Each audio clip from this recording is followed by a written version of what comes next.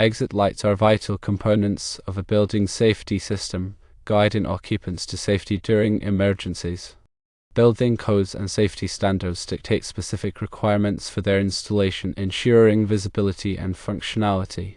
One crucial aspect of exit light installation is the mounting height, which is carefully regulated to optimize visibility in various emergency scenarios. According to the National Fire Protection Association 101 Life Safety Code, a widely adopted standard for building safety, the bottom of exit signs and exit lights must be mounted between 6 and 8 feet above the finished floor. This height range is strategically chosen to provide clear visibility to occupants, even in the presence of smoke or other obstructions that may occur during a fire or other emergency. Mounting exit lights outside this specified height range can compromise their effectiveness and potentially endanger lives. When exit lights are mounted too high, for example, at 15 feet, they can become difficult to see, especially in smoky conditions. Smoke tends to accumulate near the ceiling, obscuring the lights and making it challenging for occupants to locate the exits. Furthermore, individuals with visual impairments or those who are unfamiliar with the building layout may struggle to identify the exit lights if they are mounted too high. Conversely, mounting exit lights too low can also present problems. If the lights are positioned below 6 feet, they may be obstructed by furniture, equipment, or crowds of people, rendering them less visible. Additionally, low-mounted exit lights are more susceptible to damage or vandalism. The 6 to 8 feet height range represents a balance between visibility and accessibility, ensuring that exit lights are easily seen by the majority of occupants while remaining protected from potential obstructions or damage. The NFPA 101 Life Safety Code provides detailed guidelines for the placement and visibility of exit signs and exit lights, covering various aspects such as luminance, contrast, and viewing distance. These guidelines aim to ensure that exit lights are easily recognizable and provide clear directional guidance to occupants. The luminance of exit lights refers to the amount of light they emit, which must be sufficient to make them visible in both normal and emergency lighting conditions. The contrast between the exit light and its background is also important, as it helps to make the light stand out and grab attention. The viewing distance specifies the maximum distance from which an exit light must be visible, taking into account factors such as the size of the sign and the ambient lighting conditions. In addition to the mounting height requirements, the NFPA 101 Life Safety Code also addresses other important aspects of exit light installation, such as the type of power source, the illumination duration, and the maintenance requirements. Exit lights must be connected to a reliable power source, such as the building's electrical system or a battery backup system, to ensure that they remain illuminated even during a power outage. The illumination duration refers to the amount of time that the exit lights must remain lit in the event of a power failure, which is typically specified as 90 minutes. Regular maintenance is also essential to ensure that exit lights are functioning properly.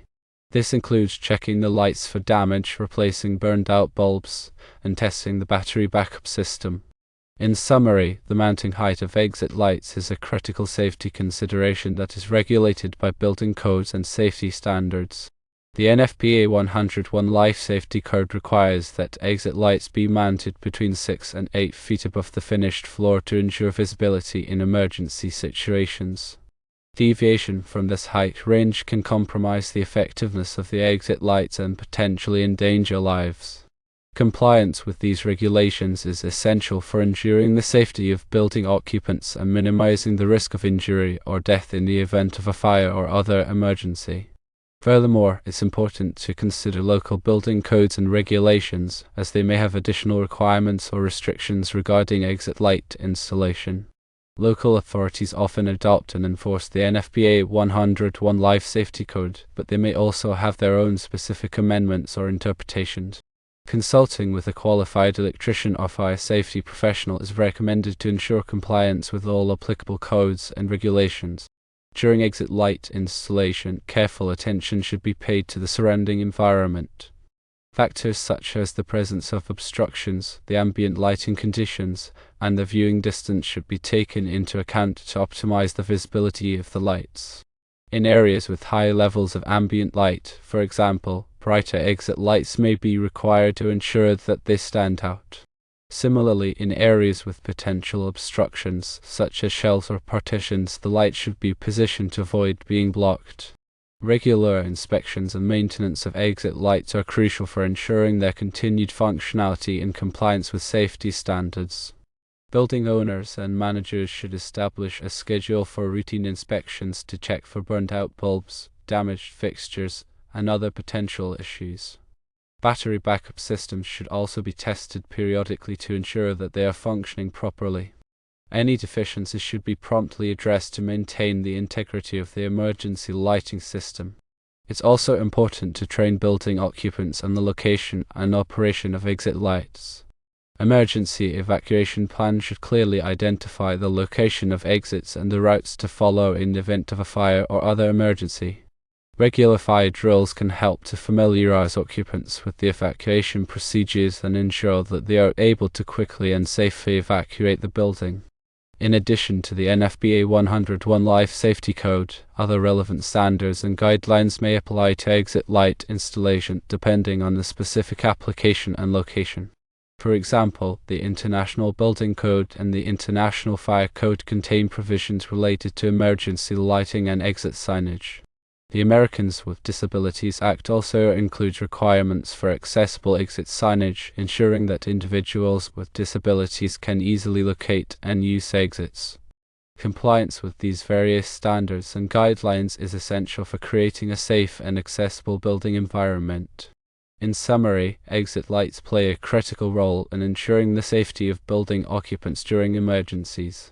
Proper installation, maintenance, and training are essential for maximizing the effectiveness of these life-saving devices. By adhering to the NFPA 101 Life Safety Code and other relevant standards, building owners and managers can create a safe and secure environment for everyone. Let's delve deeper into some specific technical aspects of exit light installation and maintenance. Firstly, consider the types of exit lights available. There are two primary types: self-luminous and externally illuminated. Self-luminous exit signs, such as those using tritium, require no external power source, providing continuous illumination for many years. However, they are less common due to concerns about radioactivity and disposal. Externally illuminated exit lights, the more common type, rely on an electrical power source and typically use incandescent, light-emitting diode, or fluorescent lamps. Light-emitting diode exit lights are increasingly popular due to their energy efficiency, long lifespan, and low maintenance requirements. Secondly, examine the power supply requirements for exit lights. As mentioned earlier, exit lights must be connected to a reliable power source to ensure continuous illumination during emergencies.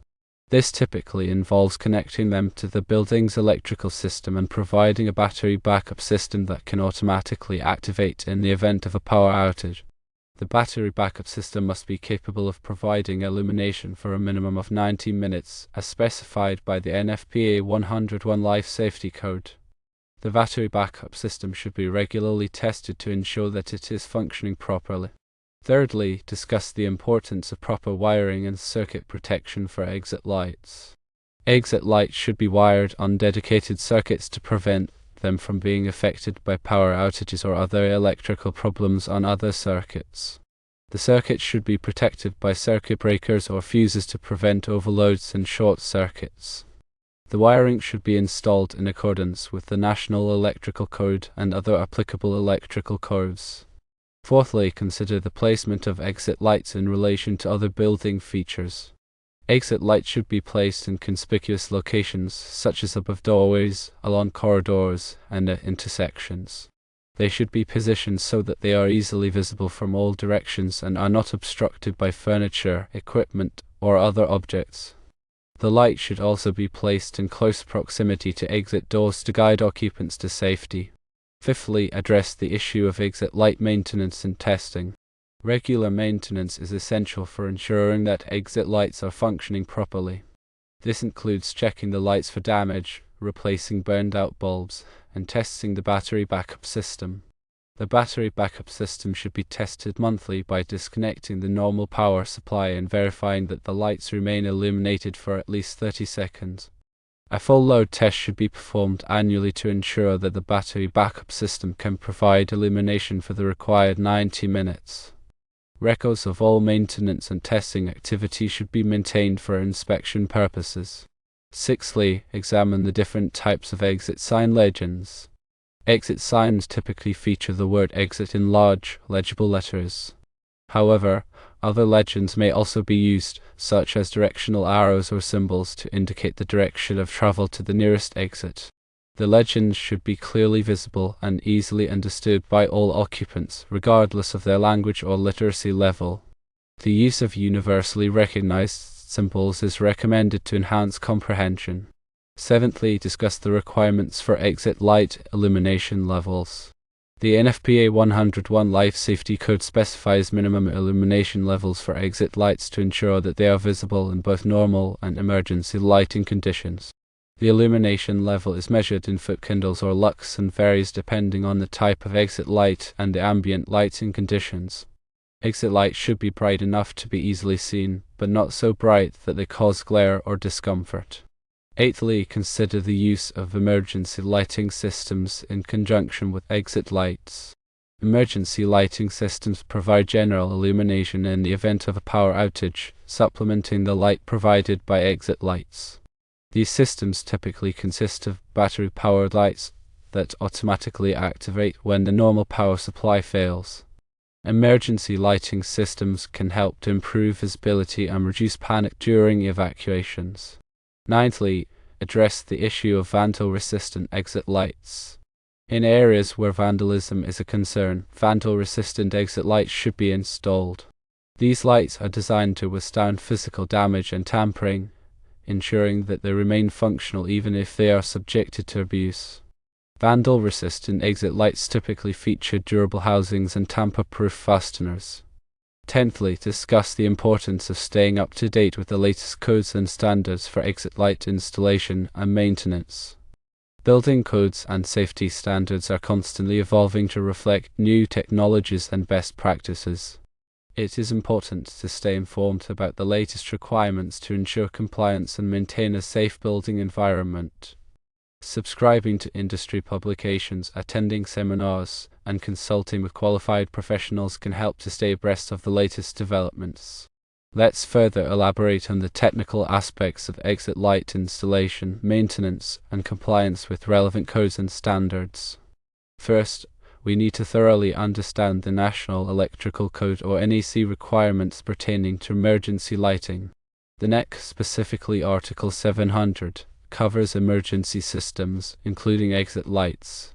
It outlines the requirements for power sources, wiring methods, overcurrent protection, and other electrical aspects to ensure the reliable operation of emergency lighting during power outages. Understanding the NEC is crucial for safe and compliant exit light installations. Second, explore the different types of battery backup systems used in exit lights. Common types include nickel-cadmium, or NiCad, and lithium-ion batteries. Each type has its own characteristics in terms of lifespan, charging time, and operating temperature range. Lithium-ion batteries are becoming increasingly popular due to their higher energy density and longer lifespan compared to NiCad batteries. Properly selecting and maintaining the appropriate battery type is essential for ensuring reliable backup power for exit lights. Third, examine the role of automatic transfer switches in emergency lighting systems. Automatic transfer switches, or ATS, automatically switch the power source for exit lights from the normal power supply to the battery backup system in the event of a power outage. The ATS must be reliable and capable of switching quickly to minimize the interruption of lighting. Regular testing and maintenance of the ATS are crucial for ensuring its proper operation. Fourth, discuss the importance of proper grounding and bonding in exit light installations. Proper grounding and bonding are essential for preventing electrical shock hazards and ensuring the safe operation of exit lights. The grounding and bonding system must comply with the NEC requirements and be properly installed and maintained. Fifth, consider the impact of ambient temperature on exit light performance. Extreme temperatures can affect the performance and lifespan of exit lights, particularly the battery backup system. High temperatures can reduce the lifespan of batteries, while low temperatures can reduce their capacity. It's important to select exit lights that are suitable for the ambient temperature conditions in the installation environment. Sixth, address the issue of energy efficiency in exit lighting. Light-emitting diode exit lights are significantly more energy efficient than traditional incandescent or fluorescent exit lights. Light-emitting diode lights consume less power, have a longer lifespan, and require less maintenance, resulting in lower operating costs and reduced environmental impact. Seventh, examine the requirements for accessibility of exit signs and exit lights. The Americans with Disabilities Act or ADA sets requirements for the accessibility of exit signs and exit lights to ensure that individuals with disabilities can easily locate and use them. These requirements include the size, shape, and contrast of exit signs, as well as the height and location of exit lights. Eighth, discuss the importance of regular inspections and documentation of exit light systems. Regular inspections are essential for identifying potential problems with exit lights, such as burned out bulbs, damaged fixtures, or malfunctioning battery backup systems. Detailed documentation of all inspections, testing, and maintenance activity should be maintained for compliance purposes. Ninth, consider the role of third-party certifications in ensuring the quality and safety of exit lights. Third-party certifications, such as Underwriters Laboratories or UL listing, provide assurance that exit lights have been tested and meet certain safety and performance standards. Selecting exit lights that are certified by reputable third-party organizations can help to ensure their quality and reliability. 10th, address the issue of disposal of old exit lights and batteries. Old exit lights and batteries may contain hazardous materials such as mercury or cadmium and should be disposed of properly in accordance with local regulations. Recycling programs are available for many types of exit lights and batteries. Proper disposal helps to protect the environment and prevent pollution. The specifics of emergency lighting, exit lights, and their proper installation require a deeper understanding that goes beyond the basic requirements. Let's delve into more advanced concepts. Firstly, consider the application of addressable emergency lighting systems. These systems allow for individual monitoring and control of each exit light and emergency lighting fixture. This enables features such as automatic testing, remote diagnostics, and centralized control, enhancing the reliability and efficiency of the emergency lighting system. Secondly, let's look at the use of wireless technology in emergency lighting. Wireless systems can simplify installation, reduce wiring costs, and provide flexibility in placement of exit lights and emergency lighting fixtures. However, careful consideration must be given to wireless reliability, security, and potential interference. Thirdly, we can talk about the integration of emergency lighting with building management systems or BMS. Integrating emergency lighting with the BMS allows for centralized monitoring and control of the entire building's lighting system, including emergency lighting. This enables features such as automatic testing, remote diagnostics, and energy management. Fourthly, the application of photometric testing for exit lights and emergency lighting can be discussed. Photometric testing measures the light output and distribution characteristics of exit lights and emergency lighting fixtures. This information is used to ensure that the lighting system meets the required illumination levels and provides adequate visibility.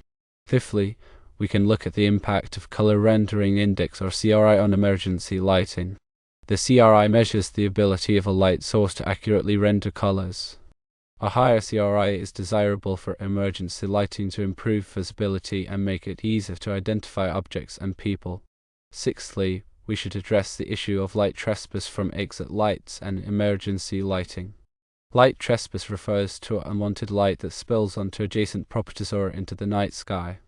It's important to select exit lights and emergency lighting fixtures that minimize light trespass and direct light only where it is needed. Seventhly, we can consider the use of adaptive lighting controls in emergency lighting. Adaptive lighting controls automatically adjust the light output of emergency lighting fixtures based on occupancy and ambient light levels. This can save energy and improve the comfort of building occupants. Eighthly, we can talk about the application of uninterruptible power supplies or UPS in emergency lighting systems. A UPS provides backup power to emergency lighting systems in the event of a power outage. Unlike a battery backup system, a UPS provides continuous power, preventing any interruption of lighting. Ninthly, the importance of cybersecurity for networked emergency lighting systems should be addressed. Networked emergency lighting systems are vulnerable to cyber attacks, which could compromise their reliability and security. It's important to implement appropriate cybersecurity measures to protect these systems from unauthorized access and control. Tenthly, consider the life cycle cost analysis of emergency lighting systems. A life cycle cost analysis evaluates the total cost of owning and operating an emergency lighting system over its entire lifespan, including initial cost, energy consumption, maintenance, and replacement. This analysis can help to make informed decisions about which type of emergency lighting system to install. The world of emergency lighting and exit signs is vast and evolving, and it requires a deep understanding of various technical aspects, codes, and best practices. Staying informed and continuously learning is crucial for ensuring the safety and well-being of building occupants.